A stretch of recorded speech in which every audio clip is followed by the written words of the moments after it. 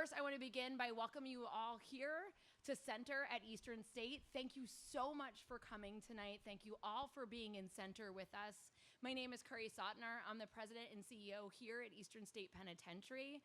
It is amazing to have you all here with new faces, faces that we know really well and love really well. And we thank you for joining us in Center. We believe that this is an important thing for us to do for Eastern State.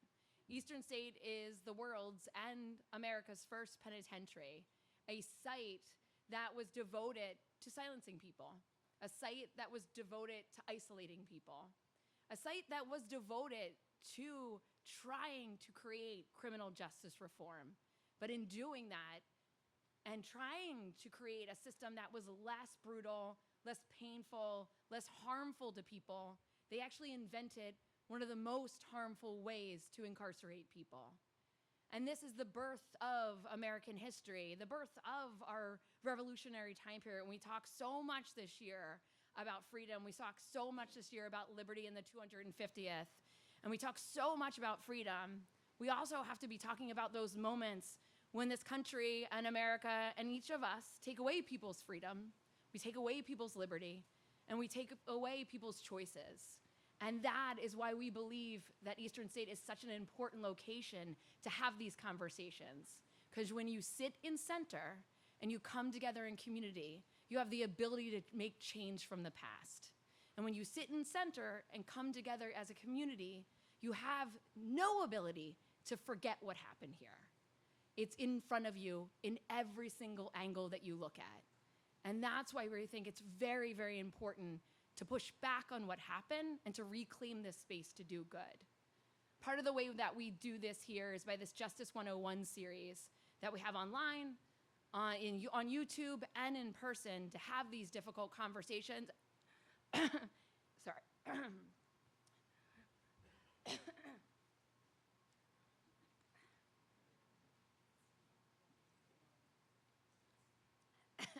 That was both the pollen and the difficult conversation. Excuse me.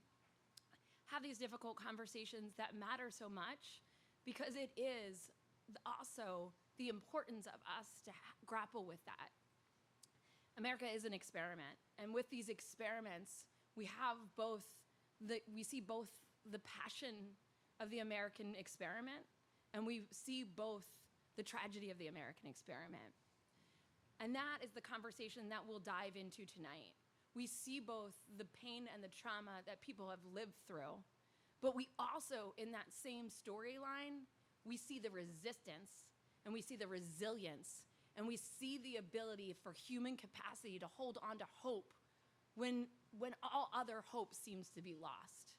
And that is the true meaning of justice, when we can find justice above all else and then find a better way to it. We are honored to host this program tonight. We are honored to be a part of this story, and we think it is unbelievably important to anchor it in the past, because we can't talk about taking action, we can't talk about making change without knowing that public history that happened before us, to say, how did we build this? What are the steps that got us here? So we can decide if we want to build on those steps, or are we going to tear them down completely? And so that is a part of the work we do at Eastern State, that civil discourse, that civil dialogue, and engaging in that public history of that past. So thank you for coming. Thank you for allowing Eastern State to be a part of this conversation. And thank you for the continuous work that you will do once you leave here and that you've done to get to this point as well. We are a part of this conversation, but we are so many greats in this conversation tonight, and we are so grateful for the partnership with you, which is wonderful for us. And we'd like to really introduce some of the great minds that are leading this work in the room tonight. So Dying on the Inside, Women's Lives at Muncy Prison is such a powerful, powerful program that aligns so perfectly with Eastern State's call. Eastern State's call to talk about the history, to talk about the current days. And this podcast, this program, this really gift to our humanity to hold on to stories and to center voices and stories so we understand who we're talking about. And we're not just talking about a building from 1822 or 1829 or a policy or a law, but we're talking about people. Because at the end of the day, when we talk about the Constitution, when we talk about community, we have to center it around people. It's around you, it's around me, it's around our neighbors. And when we forget that this is around people, we forget the whole purpose of it. And this is what this podcast does. It centers people first. When we forget that, we forget everything that this experiment is about. It doesn't start with the law, it starts with we the people. And that's us. We make a difference, we build it up, we tear it down, and we give it the power that it holds in every possible way. To lead this conversation tonight and to kick us off, to really dive into the deepness here, I'd like to introduce Yvonne Latty and the amazing work that you have done, and I am honored to introduce you for tonight's conversation, and it builds on the powerful reporting and storytelling that's featured in Dying on the Inside, Women Lifers in Muncy Prison. It is my pleasure to introduce you, the director of Temple University's Logan Center for Urban Investigation Reporting, and a co-executive producer of the podcast. Can everybody please welcome Yvonne Latty? Thank you.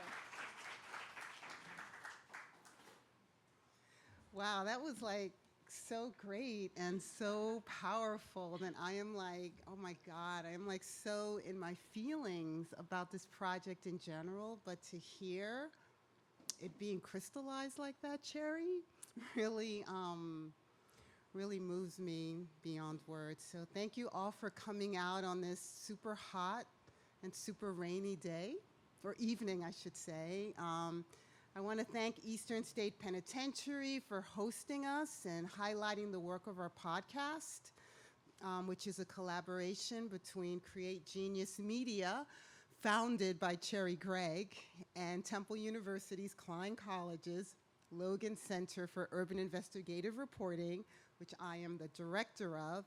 And the podcast is presented by WHYY. And so we're so happy to be in this collaboration with all of you, really.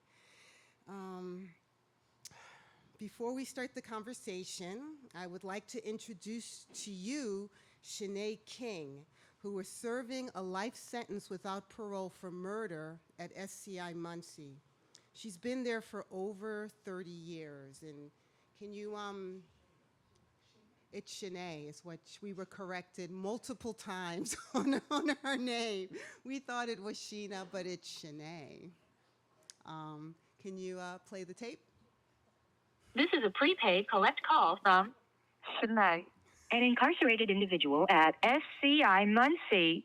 Today, I am talking to Shanae King. Shanae is serving a life sentence without the possibility of parole for murder. She is 52. She has been at State Correctional Institution Muncy for 33 years. Like most of the women lifers I've been speaking to, she's had a long list of ailments. So I've been diagnosed with hypertension, hypothyroidism, diabetes, and with all of those things, I'm in a menopause too. So I have a stack of medication that I take, and I also have osteoarthritis, which of course has caused spinal stenosis and some spurring on the spine and on the knees as well.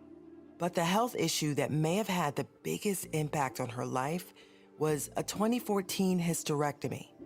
For days after the surgery, Shanae lay in the prison's cinder block infirmary room.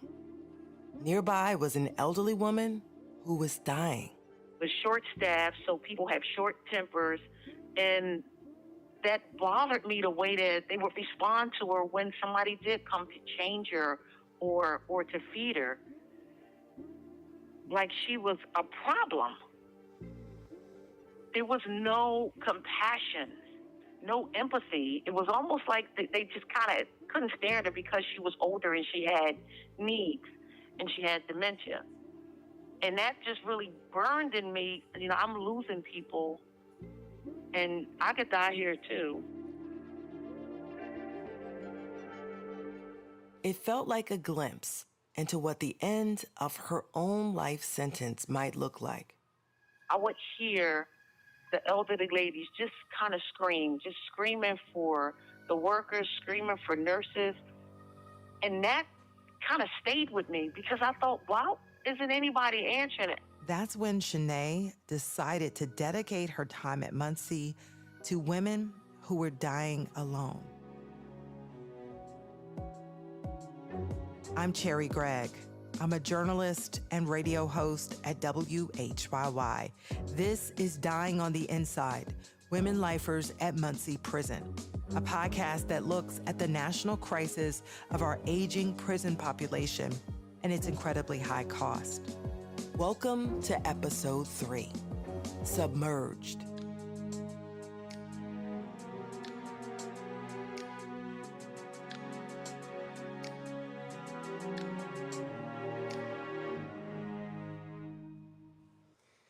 All right, before we start the conversation, okay, I'm like really blown away by that actually every time I hear her voice. And I spoke to her the other day and I actually played the episode for her.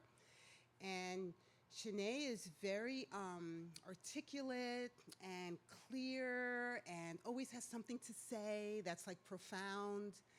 And she couldn't speak. She just cried. She cried the entire time, and afterwards she couldn't, she said, I can't speak, Yvonne. Anyway, Shanae's a mother of 2, and she committed the murder when she was 18 years old. In addition to her work in hospice, she has since founded groups to support women who have experienced sexual violence, which is the majority of the women at Muncy. She also leads mental health groups. She has written 2 books, has a master's degree, and is working on a PhD. And one of the things we've been doing is we've been asking the women to send us thoughts to share with you guys.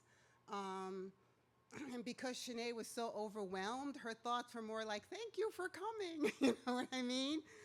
But there's a woman we met named, who's also on the podcast, her name is Sameerah Miller, and she actually runs a prison magazine that just won a Society Professional Journalist Award as Best Prison Magazine. And her name is Sameerah Miller. And when I presented the same opportunity to say something to you guys, being a journalist, she had a lot to say, and I want to share that with you because I think it's really impactful. Sameerah is also serving a life sentence without parole. And she says, unfortunately, we still live in a society that believes in a, quote, lock them up mentality, and it's just not working, nor has it ever, nor will it ever. Criminalizing people for addiction or hurting them through a 3-month prison program will not cure addiction's pull or make society more safe. I realize that it's difficult for people who have been affected by senseless violence. Our world has become a scary place. No one wants to hear about second chances when they have lost loved ones. Yet we have to start fighting back and minimize the carnage that comes with addiction. There is still hope. We should never place our trust solely in the hands of our government officials. The healing fight for our communities starts within our communities. Whether we acknowledge one another or not, we are all one human race, subject to the very same pitfalls and calamities that comes with life. It is human nature to judge until calamities falls at one's doorstep. People are so misinformed, guided by a mental leash, that people believe everything the system tells them. For instance, people who commit all sorts of hardcore crimes are released every day in this country. Some people who are sitting on death row or serving life sentences are innocent or have culpability in their crimes, but yet are not the primary perpetrators. This injustice is due to a system who only wants to incarcerate, leaving a lot of victims' families never receiving the justices they truly deserve. May God bless us with his wisdom, his love, and his strength. May we stand together in healing, rebuilding for our communities. And I want to say, like, for those of you especially who are old enough to remember the crack epidemic that kind of just like swept through cities, Sameerah was suffering from an addiction to crack when she did her crime. And so now I want to introduce my partner in all of this. You may know Cherri Gregg as the co-host of Studio 2 at WHYY. She's an attorney, a journalist who focuses on social justice and stories impacting marginalized communities. She is also the creator and executive producer of the Emmy Award-winning Good Souls Project, WHYY's effort to highlight individuals and organizations making a positive impact on this region. 2 years ago, Cherri asked me to coffee to discuss an idea she had, and here we are. She is the seed this work has sprouted from.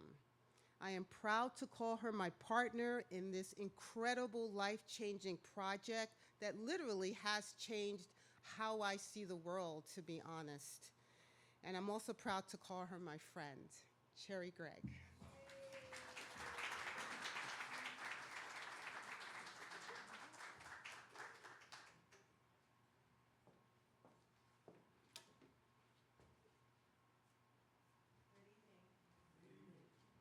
Everybody doing today? Thank you so much for coming out. I'm so glad you got in before the rain started to pour. Thank you so much, Yvonne, for that wonderful introduction. This has been an amazing collaboration, working with you for the past couple of years. A true highlight, and it's work that I will never forget. I want to shout out Joan Isabella and Betsy Braun from WHYY sitting on the front row supporting this event. Thank you both for being here. And also thank you to all the women, their families, and so many others who shared their stories for dying on the inside, women lifers at Muncy Prison. So over the past several weeks, through Dying on the Inside, Women Lifers at Muncy Prison, we've explored what happens when women grow old behind prison bars. The physical toll, the emotional toll, the impact on families, and the complicated questions surrounding punishment, accountability, and redemption. But tonight, we wanted to take a step back and really ask a broader question. How did America come to incarcerate so many women in the first place? Because women's incarceration is not new. For nearly 2 centuries, women have been incarcerated in this country, including right here at Eastern State Penitentiary, one of the most influential prisons in American history. And from the very beginning, women were often punished differently than men. But over time, the system expanded dramatically.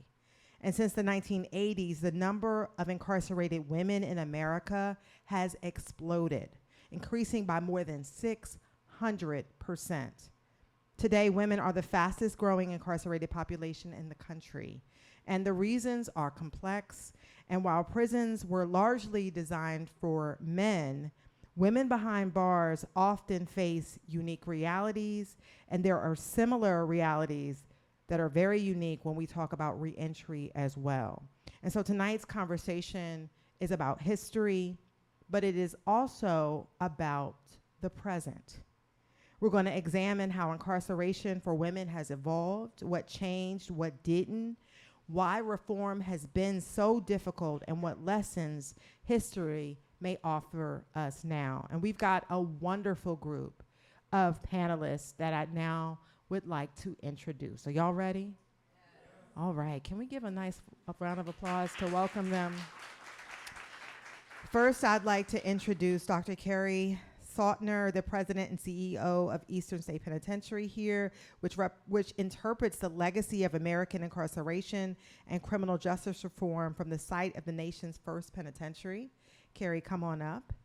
Our next panelist is Keisha Hudson, the Chief Defender of the Defender Association of Philadelphia. She's a nationally recognized criminal justice advocate. Keisha, come on up. Next, we have Tonie Willis, the founder and executive director of Ardella's House.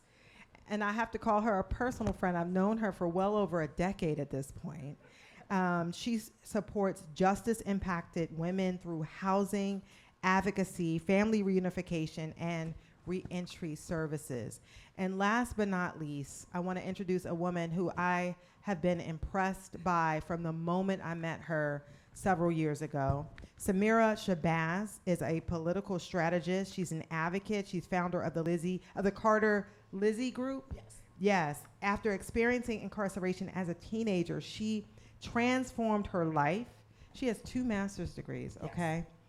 Has taught all over the world. And now she works to advance opportunity, civic engagement, and justice reform for underserved and justice impacted communities. Can we give this panel a round of applause? Come on up, Sameerah. And so I wanted to start this conversation by rewinding the clock back. When Eastern State opened in the early 1800s, Kerry, what was sort of the philosophy behind incarceration itself? And then explain how we looked at, or how this place looked at incarcerating women versus incarcerating men. And you laid it out really perfectly there. You know, so much of when they're looking at incarceration in America, they're really centering it on men. So, shocker, they're building systems and designs in America centering on men. You can put that statement for so much of every system set up in America. When we look at the medical system, we look at so many of those systems. So that is not unheard of, and especially in American history. I mean, they did not understand why so many women were dying on the operating table for heart surgeries until the 1970s. Women's heart surgeries and men's heart surgeries are completely different because they were only looking at how men's hearts worked, not women's. That really didn't start shifting until the 50s and 60s and then putting into practice to the 70s. But when they were looking at this and they were coming up with these ideas, and you know, really prisons don't exist in the early 1800s. Around 1787, kind of a big year for America and the Constitution, they're looking at how do we do things a little differently, and they've got these prototype prisons. But they're looking at how do we incarcerate men, and how are we going to do this? And there's a huge battle going on. In Philadelphia and Pennsylvania is actually the center stage for this battle. And they're like, do we do it in a way that is public and violent, like cutting off ears and flogging and shameful, that had been the pattern? Or do we do it in a way that is behind the scenes and supposed to be reformative? This is the idea for it. And they start to experiment at Walnut Street, which is right behind Independence Hall. So all this is in such close proximity, and that really matters. But they're coming up with these ideas to do this, even though women are in these jails, Walnut Street Jail at the time, but they're really looking at how they center men, because that's who they believe they're bringing back to citizenship. And so they're saying, and let's be real clear they're talking about white men.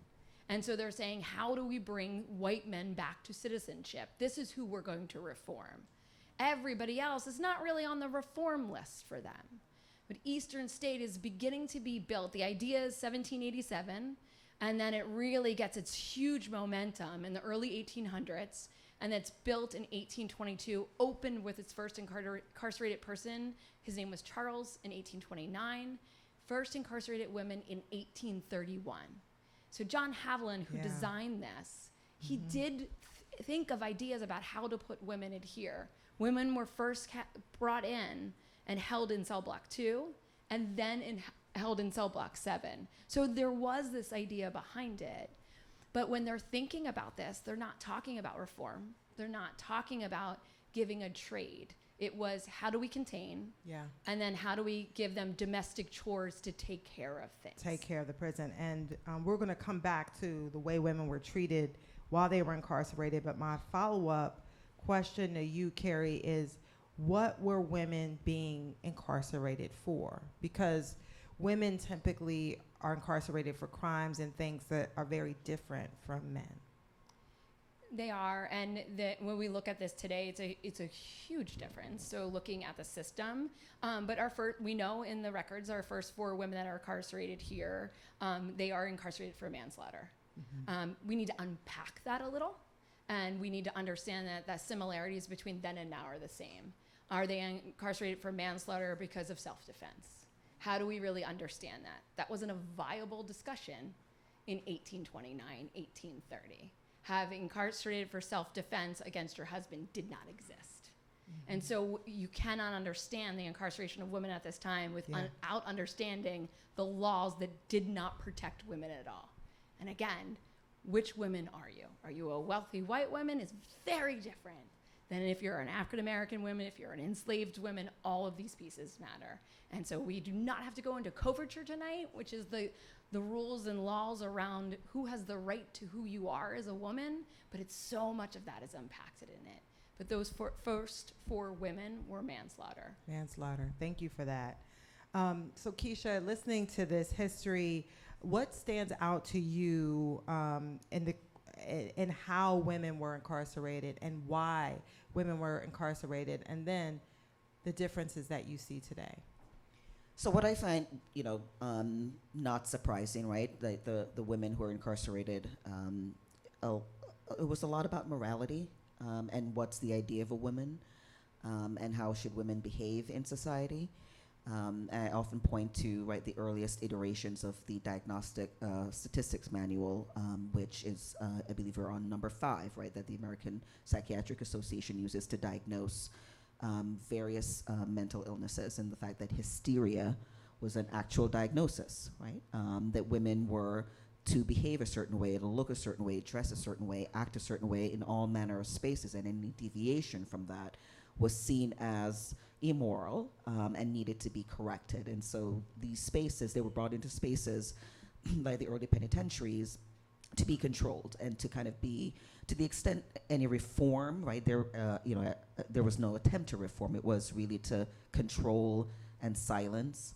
The earliest designs around solitary confinement was to separate them from men, because when they were housed in institutions with men, there was violent abuse.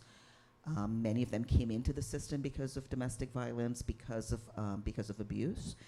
That hasn't changed very much to what we're seeing now in terms of who's coming into the system and the women who are coming into the system.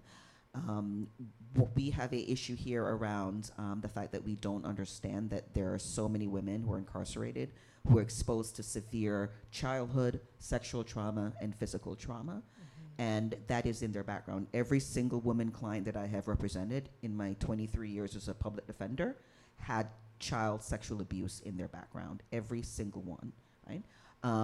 And physical abuse or severe physical abuse. And so we're seeing that not much has changed in terms of who's coming into the system, but certainly a little bit more of understanding of their background, but not a willingness to actually be empathetic and to have mercy in terms of sentencing, right? And so we haven't seen an extension of mercy in terms of how we're sentencing women, how we're housing women. One of the things that is not very well known, right, is that in the state of Pennsylvania, we have no minimum security placement for girls, right? And so one of my youth girl clients could come in on a very simple matter, right, like driving an unauthorized use of an automobile, right? But be placed in a high security facility that is just not equipped to understand and treat and reform and rehabilitate. And the Juvenile Justice Act is all about rehabilitation. We don't see it for girls, we don't see it for women, that the emphasis on rehabilitation. Yeah. My follow-up to you, Keisha, is I kind of laid this out in the introduction as we talk about the history of incarceration, and I specifically mentioned the 1980s. When we started to see this spike in the number of women who were put behind bars, and we saw that it went up 600% over the course of just a few decades. And so, as someone who follows policy, what have you seen as far as the big changes in law and law enforcement that you would attribute to this huge spike in such a short period of time when we look at the history of women in incarceration? It very much was built by legislation, right? There are a lot of different policies. We live in a city that leads the nation in the number of black and brown children that are separated from their families. Philadelphia is number 1. And so we know the evolution of the child welfare system was very much codified in terms of when they introduced, removal of children, was it about abuse and or neglect? Neglect was added very late in terms of the legislation. But then neglect, really, when you look deep down and dive deep down, it's about poverty, right? Yeah. And so we're removing children from their homes because of poverty. And the involvement in the child dependency system recurs generation after generation. And so that's something that we see in a lot of our women clients, is that they have been involved in and or have had their own children removed. So much, the war on drugs, right, in terms of legislating and the different treatment and sentencing, around cocaine versus crack cocaine, and the sentencing guidelines that were just incredibly harsh. And you would see so many of our women clients, right, when they came in through the system because of the war on drugs, played very minimal roles. Like they were holding the drugs or they were hiding the drugs, and it was that they were not like major drug dealers running, extensively complicated empires, right? They were really side characters, but treated and sentenced in a way as if they were the masterminds behind these operations. We have so many mothers that are in the system, and those children that grew up without their mothers, right, have a trajectory, unfortunately, to be involved not only in the child dependency system, but ultimately in the juvenile delinquency system and then the adult system. So there's a ripple effect. Just ripple effects. I did death penalty work for 10 years at the federal defenders, and we use this word called mitigation. And so every time we get a client who's on death row, we go back 3 generations, right, to understand how did this client get here. And all of our clients, right, have generational, it's poverty that recurs generation after generation. It is having a parent who's incarcerated that repeats generation after generation, child dependency involvement. And so, it's a ripple effect. It's a ripple effect. And we'll continue the conversation about some of the impacts and the tentacles that happen when you separate a mother from her children and the repercussions of that. Sameerah, I wanted to bring you into the conversation because of something that Keisha mentioned. Young people being put in the system. You are far removed from those days, but you actually became justice impacted as a young person. And they put you were like basically a child and were put into a system with full-grown adults. Yes. Could you take us, first of all, introduce yourself to the audience a little bit, and then take us into what that must have been like and how you've seen things shift over the years now that you're an advocate working in multiple spaces? Okay. I'm a little hoarse today. Sameerah Shabazz. First, let me say and use your this. microphone. First, let me say this. Tomorrow marks 30 years post-incarceration.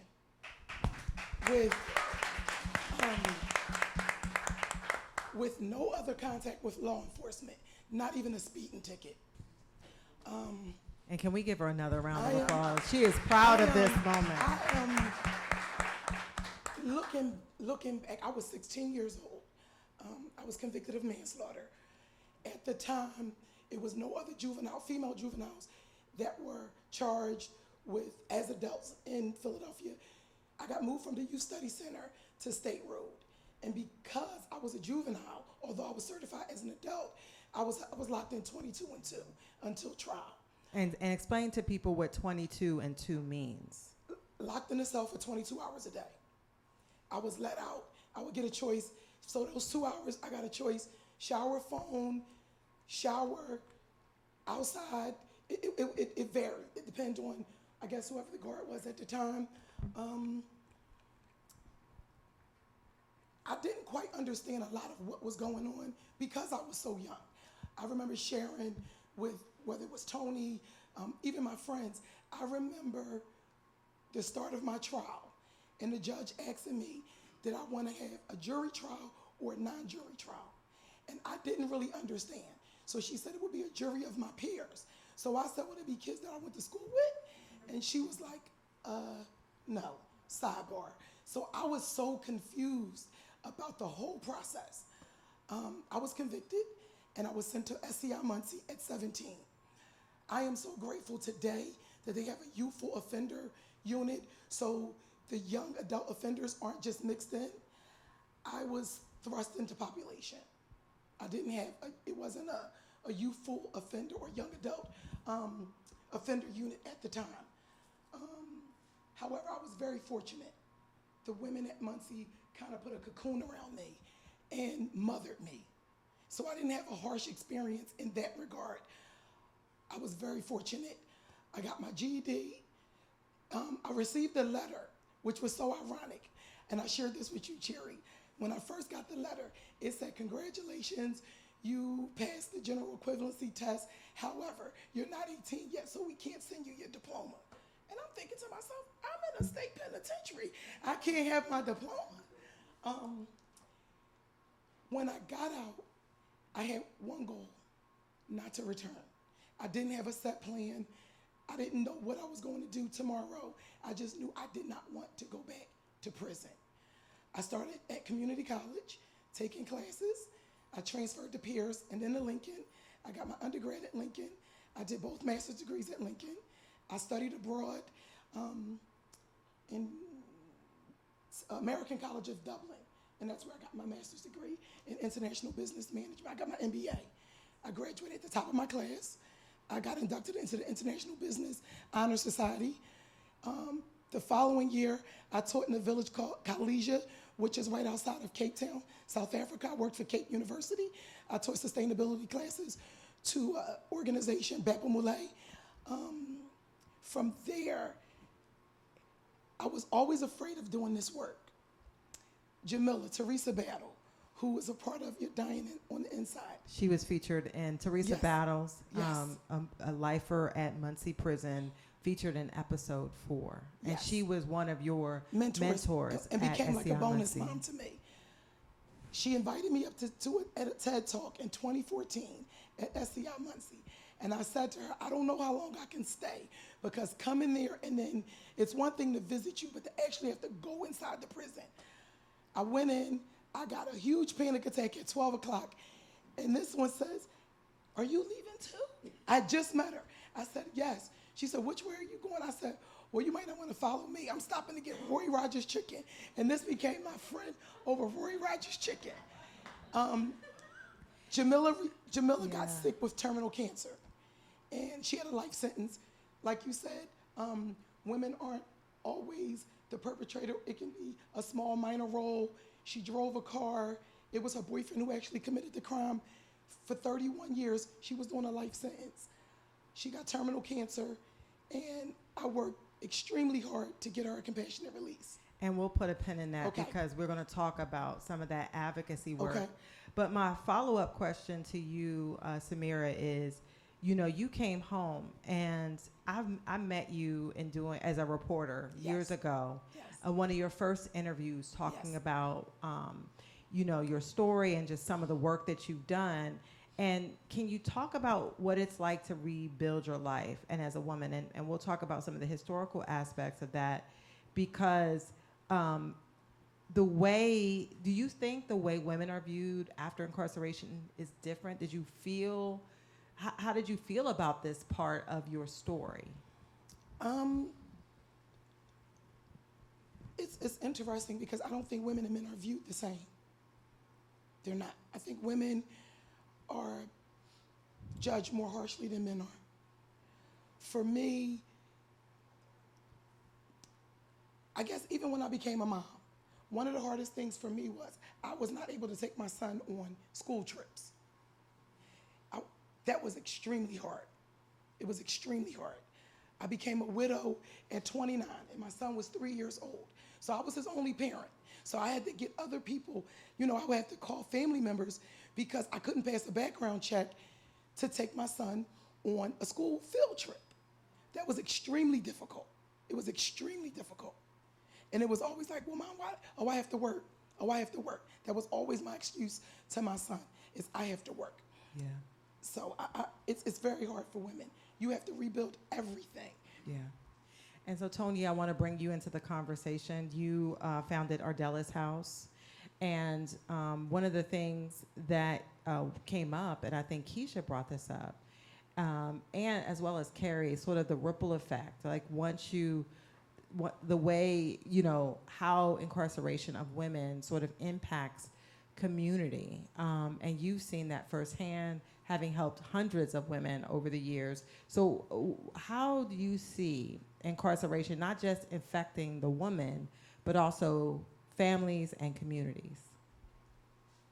One of the things I like to touch on is the youth also, because we work with juveniles. We have young girls with ankle monitors on, and the youngest one we've had is 12 years old. And a lot of time it comes from their home life, like you said. A lot of these girls have been touched inappropriately, so it was important for me to start working with them so they don't come through my program as adults. And when I talk to them, I always ask them, what are y'all so angry about? Because these young girls are angry. And it goes back to their home life. They've been touched inappropriately. Nobody believes them. Nobody has time for them. So that's why it's so important for the work that we do, working with them, again, to show them that somebody does care and love for them.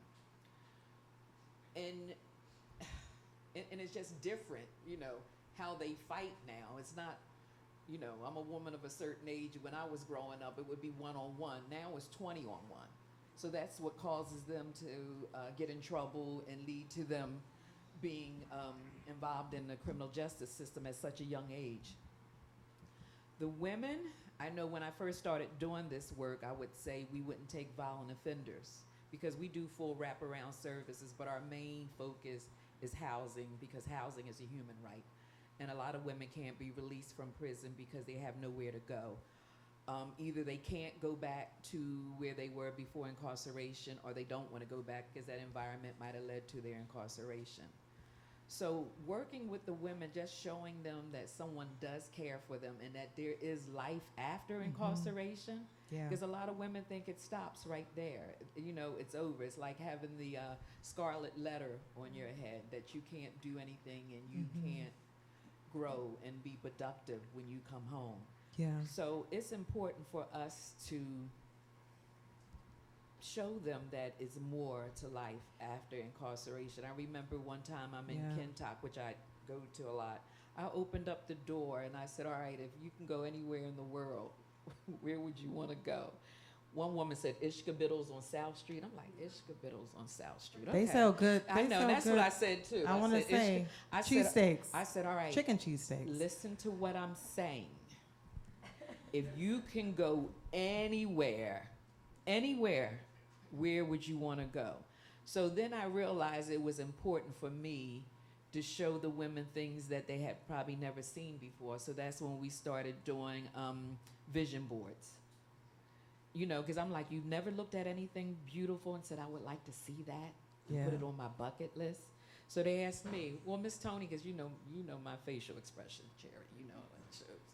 And they were like, where would you go? And I'm like, well, it's springtime in Paris. Right. The Eiffel Tower has 2 restaurants. Yeah. And they were like, have you been there? I hadn't been there then, but I have been there. And I'm like, read. We got to read. We got to see things and know what we want to see and what we want to do.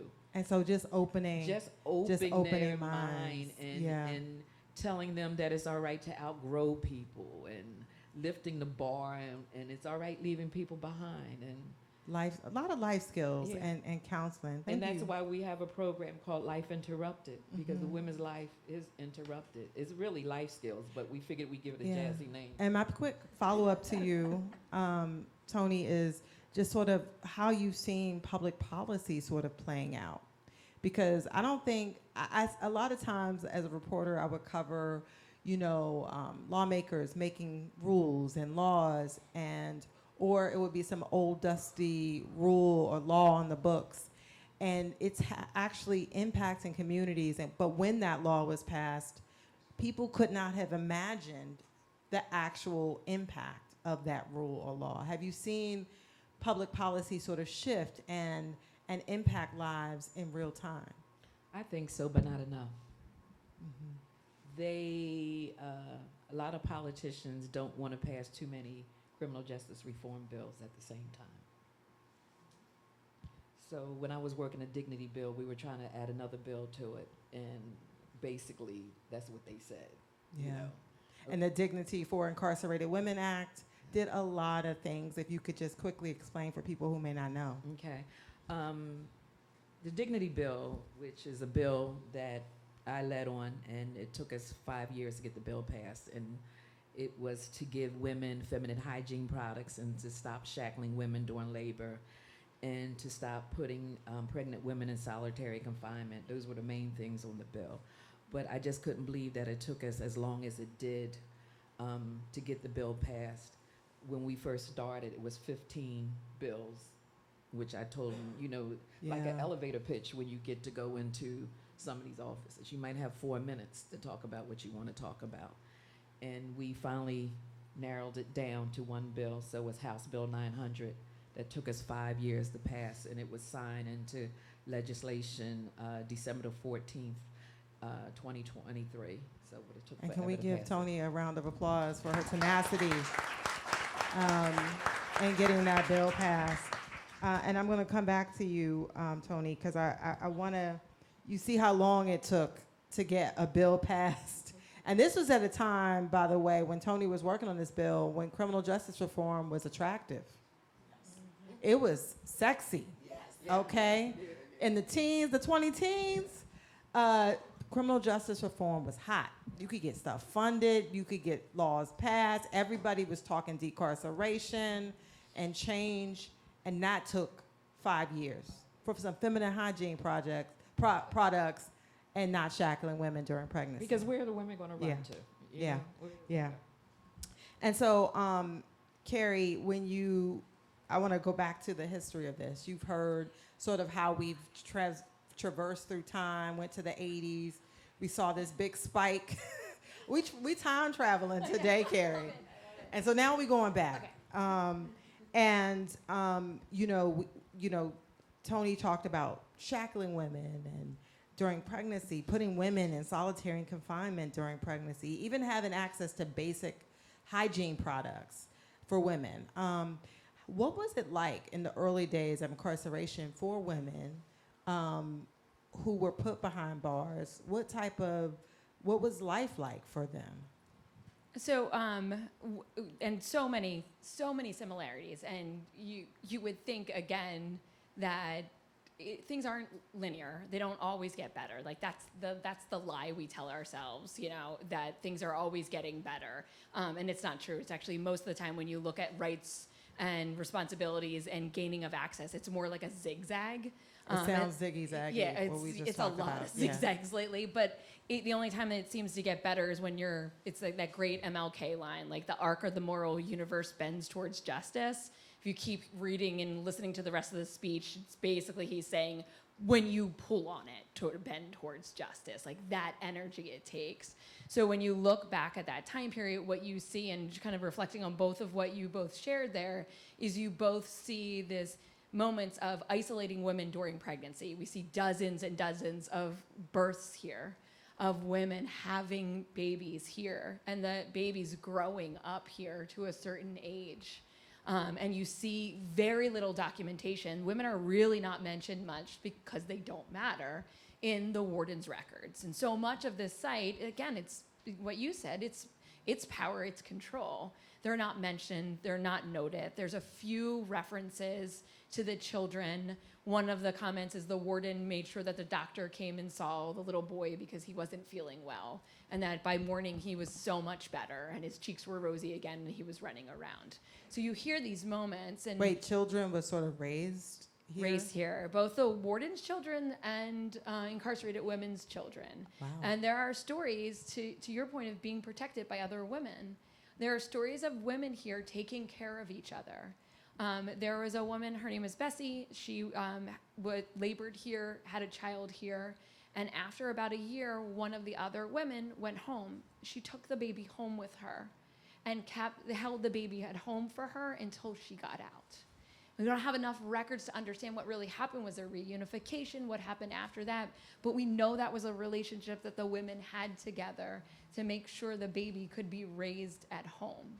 But what did that look like at home? What was, to Tonie's point, what was that scarlet letter at home? So once a woman, we're talking 19th century here, women go to prison, they're incarcerated, some have children incarcerated.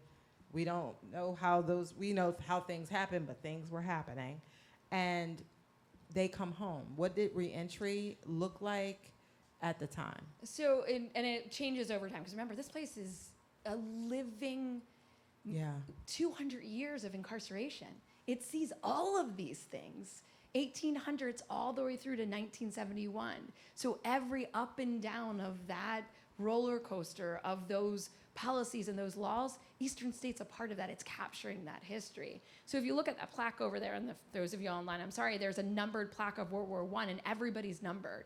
This was the intentionality that you wouldn't have a scarlet letter, that you would come in and be numbered. At first, when I first saw that, I was horrified at having numbered people. Was just triggering and thinking of the Holocaust and thinking how wrong it was. But it was this idea that you would be numbered and not named, that nobody would know your name, that it would be in isolation.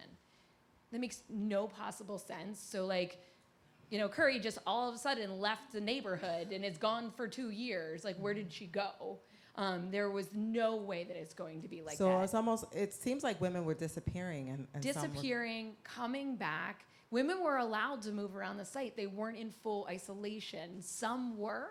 And men, when they were in isolation, were allowed to learn a trade and a skill. And we have on the record that shows that women were left, when they were left in isolation, were left idle with no training, nothing to read, nothing to support them, weren't being visited by what we know as the prison society today and other advocates. Yeah. So isolation being so mentally damaging was even more painful for women when they were left in isolation. And then when they come home, what did that look like? Very little documentation on women when they came home, but also left coming home, no skills, no support structure, no net unless they had family, unless they had that support structure of the women that supported them inside, they had very little to come home to. Wow. No laws to support them. And when you leave to go to incarcerated settings in the 1800s and the 1900s, and you're a man, you lose all rights. You lose all property. When you were a woman, you didn't have any rights and property, not to your children and not to anything when you went in. You don't have property, not even to yourself. And so you come home to nothing. Yeah. So reoffending is quite common because your only ability to protect yourself, protect your child, to survive is survival. Yeah, and you're thrust into a situation. By the way, and working on this project, we had a social media campaign where we talked about the history of incarceration. And one of the most shocking facts that I learned was during World War I and World War II, to keep men, the soldiers, from getting venereal disease, they incarcerated thousands and thousands of women for having an STD. So I don't know if y'all knew that, but I was very shocked. There were posters, populist-looking posters, all sorts of things from the early 20th century where they were incarcerating women because of an infection. So anyway, we'll go back into that. One more note, we only have one record of a woman leaving here to go to the hospital to have a birth, and that is 1917. And that was because there was a state law passed saying that women were allowed to leave the prison to go to have medical treatment if they really needed it. And giving birth is one, yeah. And so, Keisha, back to the law and policy. Legally speaking, we've seen, you know, the way women have been incarcerated. We've seen protection sort of spring up now. You know, we see how programs have put in place. I mean, Sameerah was so lucky. She was able to get her GED, come out, start school. There were some, you know, protections in place for her during her time. Just, you know, what you've seen as far as policy shifts, even though the numbers of incarcerated women were still going up. I mean, I have to say philosophically, right, and when we look at the birth of the prison and we look at the role that the Quakers played in the birth of the prison, it was always meant to be very short stays, right? And we've evolved now in the history of mass incarceration and where we are today that life without parole is an acceptable sentence, or a 25 to 50 or a 30 to 60, right? We're sending people away for essentially their life, right? Our brains, our frontal lobe, everything that controls our executive functioning, like right here, doesn't fully develop for women until 27 and for men until they're 28. And so we're, when we look at sentencing children or trying children as adults, and in the Defender Association, we've been working very hard with legislators in Harrisburg to ban certification because they're not adults, right? Their brains haven't fully developed. And so I philosophically do not believe that we should send people away for the rest of their lives. I do believe that everyone is capable of rehabilitation and redemption. And that's the conversation we should have. But also the system wasn't built to be able to support someone in their evolution and growth. There are not nearly enough resources. There are some resources, and the juvenile lifer population was testament to this. Right? They didn't think that they were ever going to come back home. Yeah. But case after case after case, some of them are here in the room today where they got high school degrees and graduate degrees and master's degrees, wrote books. They're fantastic artists, right? And they went there as children. But managed to access the bare minimum resources that they had to be able to attain growth. Women, there's just not enough, I think, mental health available treatment in our prisons. Yeah. When you look at why women come into the system and that history that we talked about, there's just not enough understanding of how they got, who they are, how they got here, and how do you address that. Yeah. And mental health care is just not where it needs to be. And though there are more programs now, I would like to see not so much an emphasis on the programming and more of an emphasis of like, why are we sentencing people to tens of years of incarceration and perhaps life? And on that note, I mean, the podcast Dying on the Inside, Women Lifers in Muncy Prison is about women who are aging, getting ill, and dying behind bars. And so prisons were not made for aging bodies, definitely not aging women or men. Just your thought on the policies, because, and we're gonna go back to Sameerah, who worked tirelessly to get two people out so that they could end their life in dignity. Just your thoughts on some of the policies that are currently in place and what needs to happen, because Tonie talked about the fact that politicians don't like to pass laws that relate to criminal justice We reform. haven't moved on from the soft on crime. That a lot of politicians are weary or wary of being seen as soft on crime. Right, we have legislation around compassionate release, and we have legislation right now around a geriatric bill that is in Harrisburg.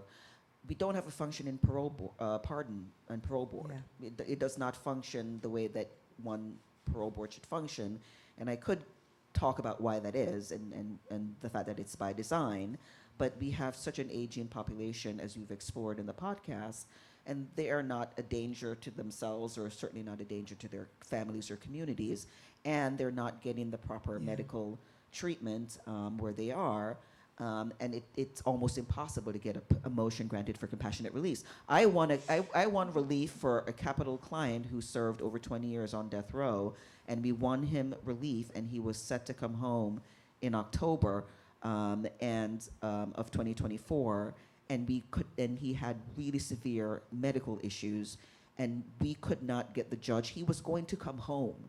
What difference did 6 months make? And for this judge, we could not get it granted, and he died on the road, never having come home. Right?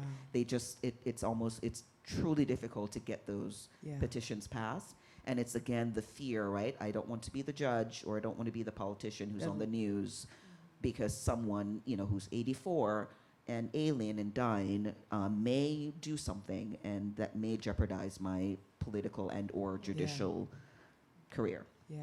And so, Sameerah, we're getting close to wrapping up, but I want to sort of talk to you about why. I mean, it's 30 years tomorrow since you've had contact with the criminal justice system. Congratulations again. But throughout those years, you kept in contact with the women that protected you. Yes. And you worked really hard, and you were successful in getting two women, Teresa Battles and Deborah Ward. And Deborah Ward released. Yes.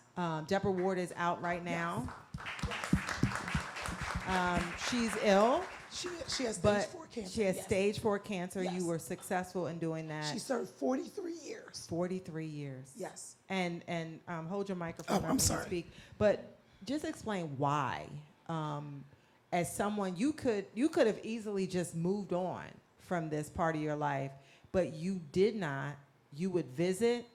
You stayed in contact. You poured resources. And then when they needed you, you hired whatever attorneys you had. You raised the money, did whatever you had to do to get them out. Tell us why, and tell us a little bit of that story. They're the reason why I'm sitting here. They were my biggest cheerleaders. They stepped in as mothers when my mother couldn't be available. I just know it's more Sameerahs. I'm not an anomaly. It's other young girls who are still there. It is women that are still there who don't have a voice. And I wanted to illuminate their voices. Deborah, like you said, it was very hard. Hers was a lot harder than Teresa Battles. The assistant district attorney, Cherri Gregg, is an amazing person. She argued the motion before Judge Charlie Ehrlich. The assistant district attorney wanted her to stop taking a medication called Keytruda really quick. And she said that she didn't want it to prolong her life. I could not believe that we were in court going back and forth. Then she wanted to know, it was about hospice, palliative care, and it was so bizarre. The judge gave us a continuation, and I don't know what happened. I asked her, I said, can I speak to you for a second? And she was like, sure. I said, are you okay today? She said, what do you mean? I said, you stood in there and you argued. This woman has terminal cancer in both lungs that's irreversible. We know this. We know that the Keytruda is only for pain management. The Keytruda is not for immunotherapy for her. So what's wrong? She agreed to take whatever medication that the doctor deemed appropriate. And you still stood there and said, you kept moving the goalposts. So just to be clear, for people who don't know the case, she was on medication. Yes. And they wanted her to stop taking the medication in order to be released, and that would have left her in a lot of pain. Because she has lung cancer, it causes like a drowning sensation. So the medication that they were giving her, it minimized it. She wanted her to stop the medication. I just didn't understand. So you want her to be in pain? I just thought that was so cruel. And she stood there, and I just walked away. She called Tonie Willis. She said, Tonie, I'm gonna withdraw my opposition. And next thing you know, I got a call. Keir said, Sameerah, I don't know what you said to her, but the motion has been granted. And I was just like, what? And Deborah Ward is home. She is home now. She is home. And we hope that she'll live as long as she's able. Yes. And is not in pain. Yes. And yes. so you have been a really staunch advocate for women incarcerated. You've helped draft policy and legislation. Yes. And I want to ask all of you, as we get ready to wrap it up and open it up to questions, sort of, what would you like to see when it comes to women in incarceration, especially when we zoom out and we look out from where we have been to where we are now, and all that we're dealing with, what you're seeing in front of your eyes, Sameerah, with women aging in prison, women who took care of you during those very vulnerable years. What Yes. would you like to see? What reforms do you think are necessary? The first one is to humanize. Like, look at them as humans, as people, as women, as mothers, grandmothers, sisters, not just a number, like she said. Oftentimes, you think, oh, someone committed a crime, they're incarcerated. Muncy is, 3 hours away. Cambridge Springs is like maybe 9 hours away. You're separating mothers from their children. You're disrupting, it's like you're disrupting a whole ecosystem, a yeah, family, yes. a community ecosystem. It's difficult for the caregivers that are home to bring the children to see their parents. So now the residual is the angry girls that are in Tonie's program. I'm angry. At 50, I still need my mother. When I have anything difficult going on, I call my mom. If I couldn't have found the parking space outside, I would have called my mother. At 50, I'm calling my mom. So imagine you have these children, these babies, you get a 15-minute phone call twice, 2 or 3 times a day. Visits are scarce. Tonie and I have tried to pull teeth to raise money to take bus trips up to Muncy. I remember it was a kid, oh my goodness. He wanted to see his mom so bad. He hadn't seen his mother physically in 5 years. He had literally just turned 18. He didn't know how to navigate from Port Richmond to West Philly to 30th and Market. It was so, we held the bus up for an hour just so he can get to the bus, him trying to navigate the 30th Street. And when he got to the bus, he was like, Miss Sameerah, Miss Tonie, I'm going to see my mom today. And it's stories like that push me, that fuel me. And I wish more people would get involved and understand about laws and policies that impact women and children. Yeah. And I'm not saying people shouldn't be held accountable, but not to the degree and the magnitude in which we do. Yeah. Thank you, Sameerah. You're welcome. Your passion is felt. Tonie, Keisha, and then of course Kerry will wrap it up. Just knowing what you've known and what you've seen over the years, what reforms do you think need to happen as we deal with this gray tsunami, as we deal with this separation of families, and finally deal with this third rail of justice reform? First of all, I feel like a proud mother sitting over here looking at her because, I could never get her to talk about what she went through. She never wanted to talk about it. And I understood that, because I don't know her trauma. And I would always try to push her to talk. She used to be my policy person. She's still my policy person. She doesn't know it. We've been joined at the hip since we met each other. And I would be like, I can't make it. And I told him, I'm on this panel. Can you go? Or can you go speak? And she would be so mad at me and look. But now she tells me she's ready, and she is ready because she's so knowledgeable and she has so much to share. And even with the compassionate release, I would have never even thought about doing compassionate release until she brought it to me. And I thank you for that because there's so many more women we need to get home, to come home and die with dignity.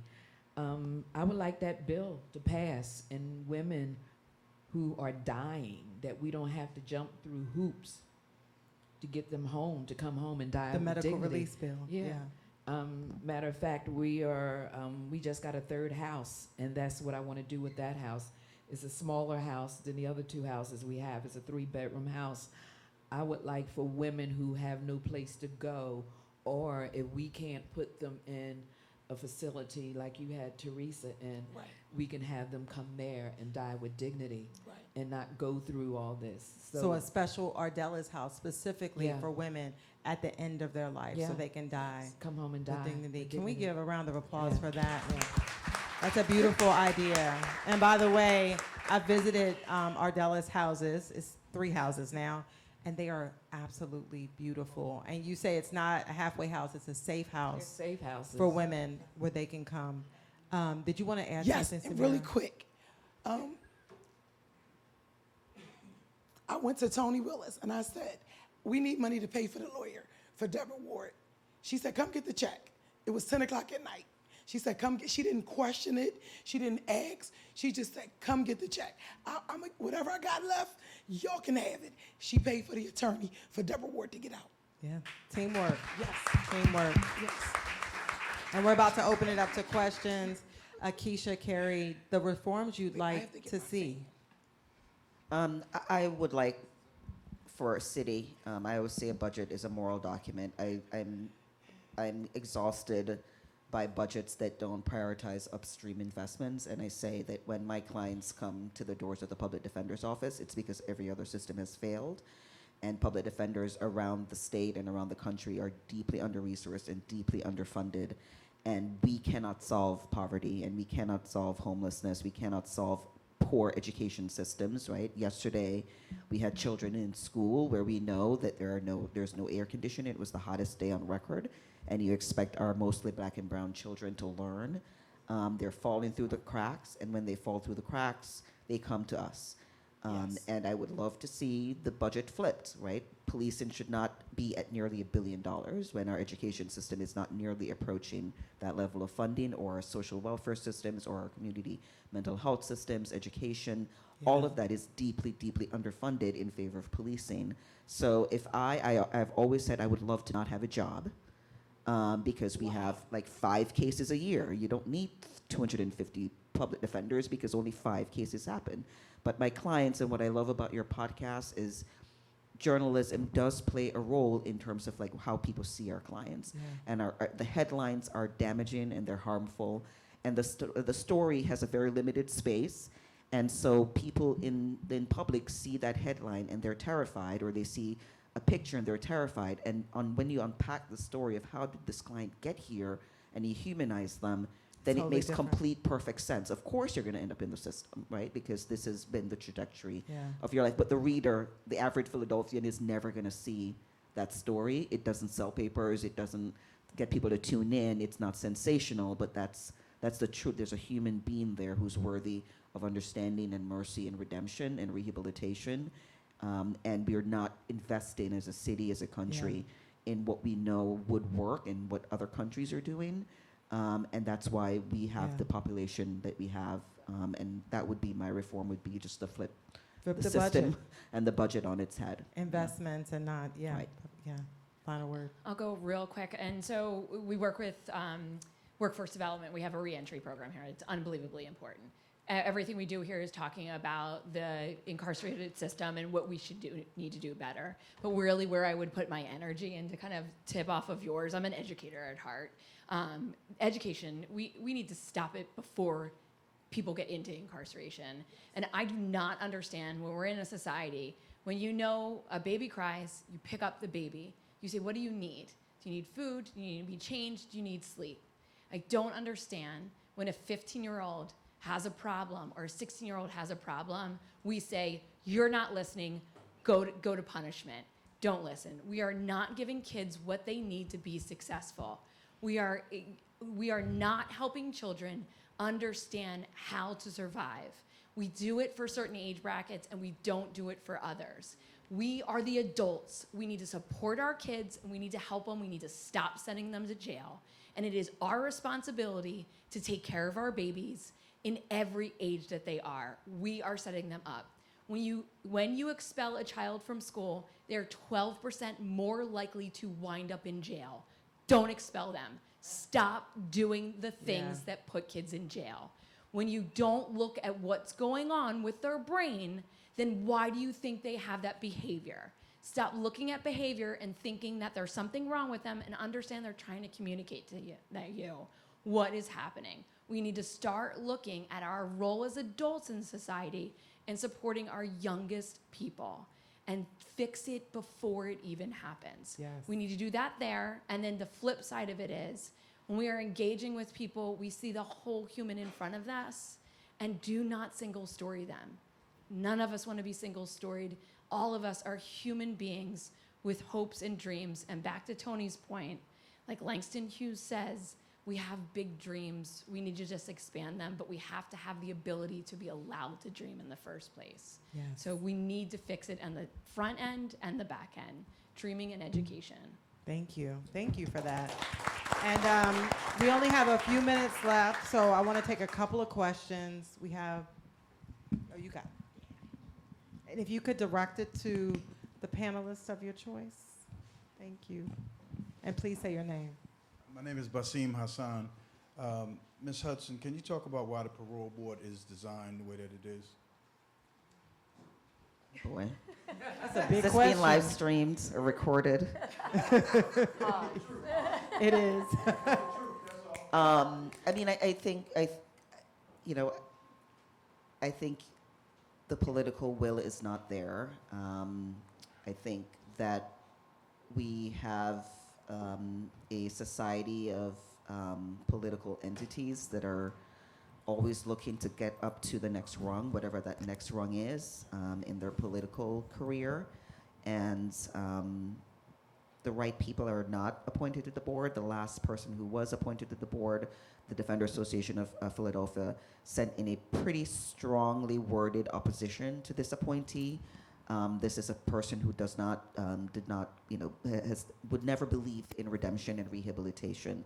And so someone like that does not belong on the pardon board and the parole board. If you don't believe in rehabilitation, that's not the place where you should be. But this person was appointed to be there to serve the purpose of never granting probation or parole. And I don't have the statistics present currently, but I believe the last set of hearings before the parole board, right, there were some really compelling people that appeared before that pardon and parole board that looked like they were ready. They're ready to come home. And only 2 people were given pardons and parole that day. So I think it could function better when you look at the parole and pardons board in other states where you're getting hundreds of people home. Also, the clemency power is useless here in Pennsylvania. Again, political will. But it's neither of those systems, which could be systems that you bring people home, are functioning. And we talk about that in episode 5 of the podcast, which came out today, and we hope you check it out. We have another question here. Oh, yes. Excuse me. My name is Fadel, and this is to anyone in the open panel. You talk about bringing young ladies home, bringing women home that's sick, compassionate release. Where the funding coming from? You're talking about paying out of your pocket, but I mean, do you have any funding for this particular program? Both This times. is not something No, that is not funded. Yeah, it's No. not funded. The first time when And use your microphone, I'm please. sorry. When I worked on getting Teresa Battle released, it was the first $1,000 for the attorney came out of my pocket, and then all of the women did a fish fry and raised. It was women that were formerly incarcerated who raised the money to get her out. So no, it's no funding for it. And when I was working on Deborah Ward's, we needed money for an attorney, and I just went to the first person that I knew who would actually help, and then she paid for the whole thing. I wasn't expecting I was expecting a little bit from her, a little bit from, and she just wrote the check for the whole thing. So. Can I just pop in? I Yes. hope everyone read Samantha Yes. Malamit's article in the Yeah. Inquirer yesterday around post-conviction and how so many of the people sitting in our prisons, right, don't have adequate counsel. The Defender Association, we don't handle those types of cases. I have tried to get funding to handle those cases. My dream is still to have a post-conviction unit and a clemency unit where we are the ones handling these cases. We should be the ones handling these cases. I agree. But unfortunately, it's on heroes like both of you, foundations that are willing to support the work. And the last thing I'll say is that the program that takes people to prisons is in jeopardy. They need From the Prison $600,000 Society, for the yeah. prison. They need $600,000. We spent more on redesigning police uniforms last year, right? Make them from light blue to dark blue. Like, what are we doing? And by the way, the Prison Society tabled at our last event, and they took people to Muncy Prison for $20, but that is part of the program that may no longer exist because their grant money ran out. And so they have to raise the money now. And do we have an online question? And just to add to that really quickly, women have been raising funds to support women to come home for hundreds of years. So in the early 1920s, women here who were incarcerated pooled their money from themselves and their friends to support women to come home. Right. There you go. We have a person online. Perfect. This is kind of speaking to some of the questions that we've had for all the panelists and some of the things that y'all touched on earlier. This is from Cassandra. Beyond the provisions of human necessities, are there global institutions we can use as a model what great looks like for incarcerated women? Ooh, any ideas from other countries that we can? A little Scandinavia. Yes. Yes. There are a lot of really wonderful models, right? Communal living, right? Other countries have shown that when you have people living together, cooking together, there are knives and any implement that you could find in your kitchen is available. They have access to leave and go work and come back, and there's no solitary confinement. There are models that exist that work, but also you won't find the lengthy incarceration that we have here in America, right? Like there's so many countless examples of people who, are found guilty of violent crime and multiple incidents of violent crime, and they will get like 5 years of incarceration. Yeah. There's an actual belief that this person is worthy of redemption and rehabilitation, and certainly until their brain develops. And we could borrow from those models or expand what we have at SCI Yeah. Chester. And by the way, one of the things you learn when you listen to Dying on the Inside, Women Lifers at Muncy Prison, by the way, which is available on all podcast platforms, is that in Pennsylvania, we're one of the few states where life means until you die. In many states, life is 20 years or 25 years, and then you get an opportunity for parole. But in Pennsylvania, it's until you die. And a lot of people believe that it's time for that to change. We'll take one more question, and then we'll wrap it up. Thank you. My name's Olivia. This is for anybody. I'd love to hear some more perspectives on the impact of interfering with that community ecosystem that you were talking about, especially in light of sort of how the family policing system interacts with women becoming incarcerated. And when we're sending people hundreds of miles away from where they live and their children can't access them, the way that we know that recidivism is impacted by removing people from their community. Do you see changes or exacerbation in that, in the fact that these are women being removed from their communities in this way? I don't know what happened. And Tonie, do you want to put your mic up? I'm sorry. I don't know what happened to bring the women. I don't know what happened to bringing the women closer to SCI Phoenix. They built a whole Yes. for women. And I don't even know what's going on up there, but Remember they were we toured supposed it. to. Yeah, Remember, we did. we toured it. We toured it. That's what it is? Yeah, Wow. because they built that to bring women closer back to Philadelphia. And I know that, oh God, what's the judge name that worked under Krasner? Judge Timmons. Judge Timmons was trying to bring the women back into Philadelphia that were from Philadelphia to the women's facility when they moved the women out because the numbers went down up on State Road. She was trying to bring the women from Philly back and put them there so they could be closer to their family. I can't remember who shot that thought down, but Yeah.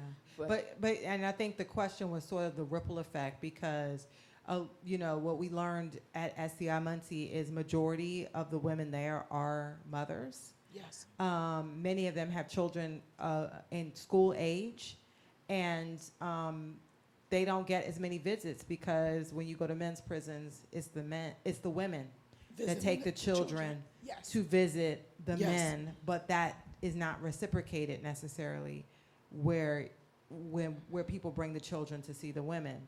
And so just your thoughts, Tonie, Sameerah, on this ripple effect and how separation from family separation impacts community, impacts the children. And you touched on it, Tonie, a little bit, because a lot of times, children end up in foster care or in dangerous situations because they're not with their mothers. we used to do a free bus Yep. twice a year up to Muncy. We couldn't even fill the bus. Some people were upset because they thought we were going to stop doing it, but we had to eventually because we were spending maybe about $3,000 a bus to go up there, and if we got 10 people on the bus, we were doing good. We would feed them going up, feed them coming back, so when they went to Yes. Muncy, the only thing they had to do was feed the person they were going to go see. But it's sad if we were going to a men's facility, they'd have been hanging off of the bumpers.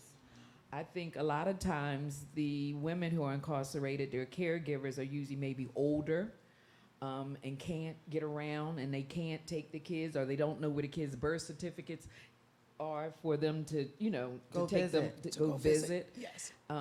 So that's important also to make sure, that they have the paperwork and stuff. So a lot of times that causes the person, the caregiver, from not taking the kids up there. Either they don't want to take them up there, they think the ride is too long, or they don't have the proper paperwork or ID to get the children inside to see their mothers. And that's another hurdle. A lot of women That's are what it is. raising their children on the phone. Yeah. And by the way, every time if you listen to the podcast, you hear that recording break in, every phone call is only 15 minutes. So you're raising your children in 15-minute intervals. And so I just want to say thank you to you all for this. This is a conversation that we tried to string together that sort of took us through time, so people have an understanding of what incarceration with women looked like 200 years ago, how it has evolved and changed, but how change still needs to happen. And I think you four ladies helped us piece that together. And so I want to say thank you so much to Dr. Kerry Sautner, to Keisha Hudson, to Tonie Willis, and to Sameerah Shabazz. Thank you so much for this conversation.